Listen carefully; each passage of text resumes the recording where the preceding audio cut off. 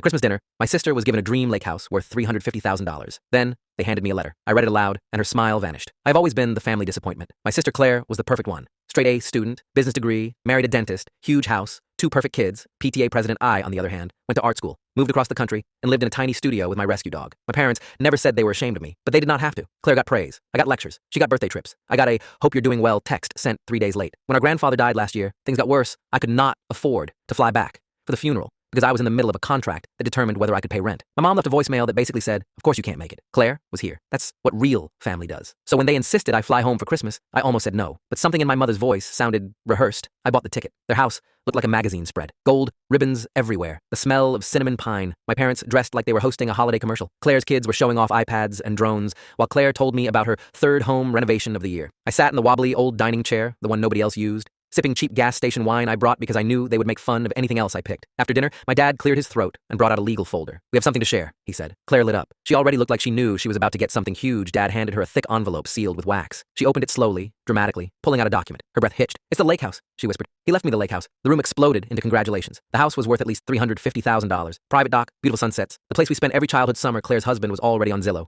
calculating equity. Mom hugged her and said, "You deserved it, sweetheart. You were always there for him." Then Dad turned to me and handed me a thin envelope. No wax seal. No ceremony. Just paper. "This is for you," he said. "Your grandfather asked that you read it aloud." Of course he did. I'm sure they expected something like a sentimental trinket or a handwriting sample. I opened it. My hands were shaking. "Dear grandson," I read. Claire's smile widened like she was waiting to hear the participation trophy version of her inheritance speech. I continued. "By now, Claire is holding what she believes is the deed to the lake house. She must be very pleased." Claire nodded proudly. "What she does not know," I read, "is that I sold that house 6 months before I passed." The room froze. Claire's face drained. "What?" she choked out. The letter went on. "I sold it for $420,000 to a retired couple from Wisconsin. The deed in Claire's hands is symbolic, not real. I did this intentionally." Claire's husband grabbed the document, flipping through it like he could magically make it real. "For 5 years," I read, "Claire visited me 4 times, each visit within a week of asking for money." My parents went rigid. $10,000 for a vacation, $15,000 for roof repairs that were actually a kitchen remodel, $18,000 for private school, another $12,000 for a medical emergency that turned out to be elective surgery. Claire whispered, "Stop reading." I didn't. Meanwhile, my other grandchild called me every Sunday, sent me terrible sketches from his art classes, flew home twice when I was sick, even when it meant losing work, never asked for anything. My voice cracked.